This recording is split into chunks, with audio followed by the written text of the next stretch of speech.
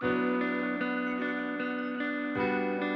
I was a kid, I had a pretty rough childhood, so I had been like going from school to school, and I was in group homes a lot, and I had a lot of issues like social anxiety, bipolar, and a few other things. When I was fresh out of the hospital, I had like a lot of issues where I was partying a lot, doing a lot of things with a lot of bad people and everything, and it's kind of hard when you're homeless to try and get a house with the money you don't have, or try and get a job and try and get to the job every day from a home you don't have.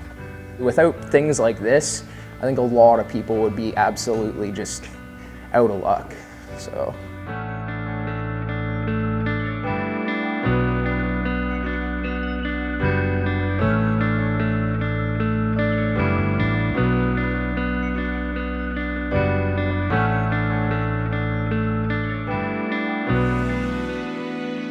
Cycle Salvation is a not-for-profit operation that's sponsored by Causeway Work Centre, and what we do is we basically work on bikes that are donated from the public, and we have an assortment of staff that vary in age and aptitude, but the common theme that's throughout is that we all have barriers to entry into the job market, and our main goal is to basically get people reintegrated into the workforce. Employment is an area of recovery for folks with mental illness that often doesn't get a lot of focus. There's just a lot of skills that people with mental illness in particular, and even people with other problems, need to develop. Getting up on time, getting to work every day of the week, working straight through a full day. And of course, because there's a lot of cooperative working over there, they have to work as a team. So there's just a whole variety of skills that I think people develop that really allow them to go into almost any job in the community. It just gives a lot of confidence to, I think, the general community, helps to reduce stigma around mental illness and make people realize that people with mental illness can make a contribution if they're given the right opportunities and the right supports.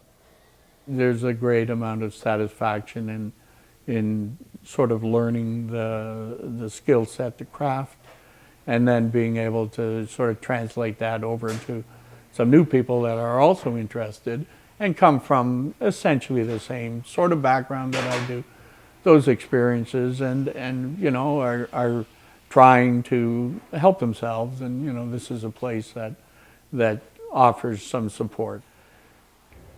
I empathize with them a lot because, you know, I suffer from depression. You know, I have good days and bad days. I've just been really fortunate to be able to work with it and adapt.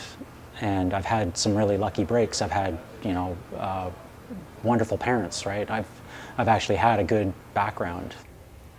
They're really good people, right? If you get a second chance or even a third chance, I think, depending on the situation of it, you try not to disappoint again. I'm just so happy to have someone in my life who's willing to, like, you know, step up for me when I need it, because, like, you know, managed to get promoted to supervisor like about 6 months ago. Ever since I moved in there, I've been doing really well. Haven't touched anything, you know, chemically in quite a while, probably over a year, so I'm pretty happy about that. It's quite amazing that the people you meet along the way seem to go out of their way to help you, you know, take that next step and just to move forward. You know, to have that support system is truly, truly invaluable.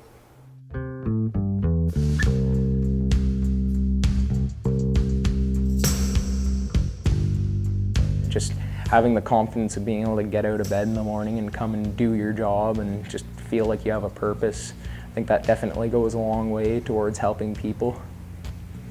For me, it's not so much about bikes anymore. It's really about people and making sure that we can help people lead, you know, better lives. It's really what it is.